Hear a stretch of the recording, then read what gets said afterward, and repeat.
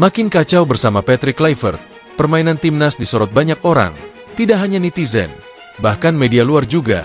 Pelatih Jepang berikan pesan serius, "Moriyasu, tuh kan bener kata gue, ganti pelatih bukan solusi."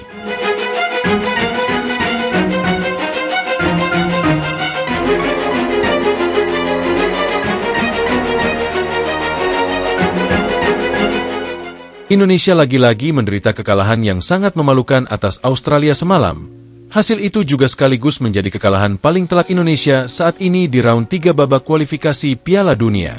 Sebelumnya bahkan sudah banyak yang memprediksi kalau Indonesia akan tampil mengejutkan di laga semalam, dan nyatanya emang mengejutkan, timnas kita dibantai.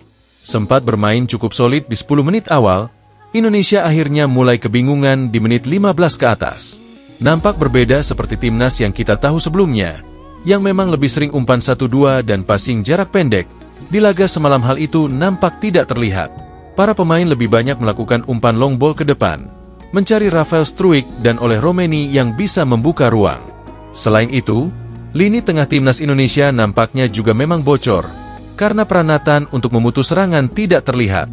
Bahkan dirinya lebih sering terlihat mutar-mutar passing ke belakang, dan itu sedikit membuat ritme terhambat.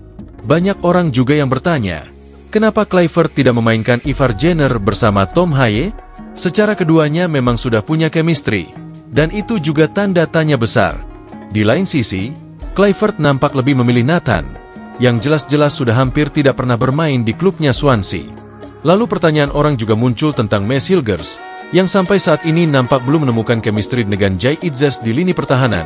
Banyak yang menilai kalau Jai Itzes lebih solid dengan Rizky Ridho, karena keduanya memang sudah sering bermain. Dalam laga semalam, Indonesia memang berhasil menguasai jalannya pertandingan. Tapi apa hasilnya kalau kalah telak? Hingga tak ayal, di kolom komentar Timnas Indonesia, Ketua Umum PSSI Erick Thohir, kalau mereka mempertanyakan, apakah ini yang diinginkan?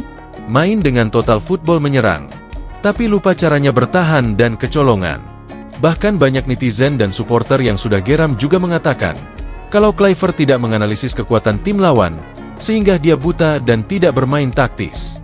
Ya kita tahu sendirilah, kalau lawan yang kita hadapi ini adalah karyawan tetap Piala Dunia, mereka punya banyak pengalaman, dan bisa-bisanya Indonesia berani bermain terbuka. Dengan hasil mengecewakan itu, lantas saat di Stadion Sydney, semalam banyak supporter yang langsung meneriakkan nama Shin Tae-yong. Mereka berdalih, kalau timnas bersama Kluivert ini sangat gelap, main long pass dan sulit build up, terlebih saat melihat ekspresi Kluivert di pinggir lapangan yang kalem dan sok imut, membuat netizen kian meradang. Intinya netizen dan supporter saat ini auto kembali merindukan Shin Tae-yong, merindukan pertarungan sepenuh hati dan jiwa di atas lapangan, dan tentunya rindu dengan kemenangan.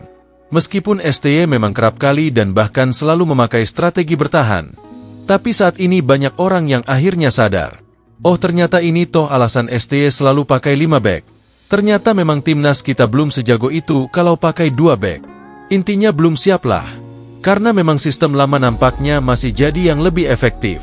Saat ini serangan dan serbuan netizen banyak berdatangan ke Kluivert, Erick Thohir dan Exco PSSI, kalau mereka harus tanggung jawab. Karena siapa yang menyangka toh, kalau skuad timnas semewah ini bisa-bisanya dibantai Australia yang bahkan tidak full squad. Bukan ekspektasi kita yang tinggi, kita tentu berharap kalau Indonesia bisa meraih minimal 1 poin di sana. Kalau misalnya kalah pun ya pikiran orang kan kalah 1-0, atau tipis. Di media sosial, banyak warga negara asing yang nampaknya senang dengan kekalahan Indonesia.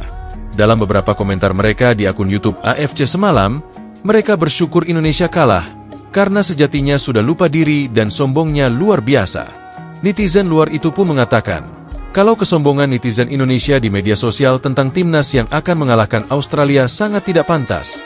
Selain itu, mereka juga berharap netizen dan pendukung Indonesia sadar diri. Kepada Persatuan Sepak Bola Seluruh Indonesia yang dengan arogan memecat pelatih Shin Tae-yong, dan supporter Garuda yang arogan berkomentar di media sosial, kesadaran diri itu penting.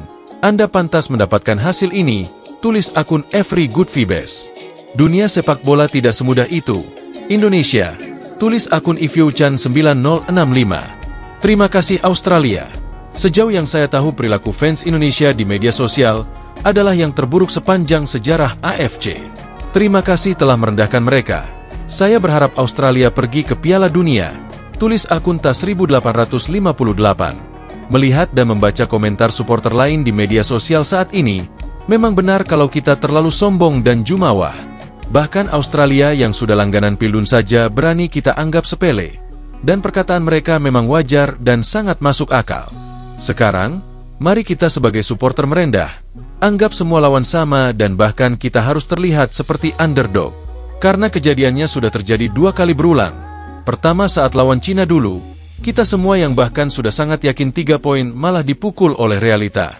Dan sekarang, Australia membuktikan kalau kita masih jauh di bawah mereka. Gak perlu marah karena itu fakta. Selain beberapa kejadian unik dan tidak mengenakan tentang timnas semalam, justru pelatih Jepang Hajime Moriyasu juga memberikan statement tentang kekalahan telak itu. Bahkan dia tidak menduga kalau Indonesia akan dibantai segila itu. Apalagi dengan staf baru kepelatihan, dia menganggap kalau kendala teknis seperti komunikasi bisa saja lebih bagus, tapi faktanya ia kalah dan gagal total. Moriyasu menyebut, kalau bersama ST kemarin sebenarnya kerangka dan chemistry di antara para pemain sudah mulai terbentuk. Namun karena adanya pencopotan tiba-tiba, dia menganggap itu adalah resiko besar yang harus diambil. Saya tidak tahu persis permasalahan apa yang terjadi antara dia ST dan para pemainnya di sana. Yang jelas saat itu, saya dan beberapa orang di sini memang tidak berpikir kalau dia akan dicopot. Kinerjanya di sana sangat bagus. Dan dia bisa memberikan perbedaan yang sangat signifikan, ucap Moriyasu. Tidak. Bahkan jika Anda punya pelatih baru, tentu Anda akan coba buat kerangka baru dan pola yang baru. Itu tidak mudah dan tidak bisa sehari. Itu berbulan-bulan atau bahkan bertahun-tahun. Mungkin beberapa dari mereka berharap kalau gaya main Indonesia bisa berubah dengan pelatih baru. Tapi mereka sangat mengecewakan bagi para fansnya. Saya melihat itu semalam. Dan banyak dari mereka yang sangat kecewa, tutupnya. Wah, gimana pendapat kalian, guys? Jangan lupa tinggalkan komentar kalian di bawah.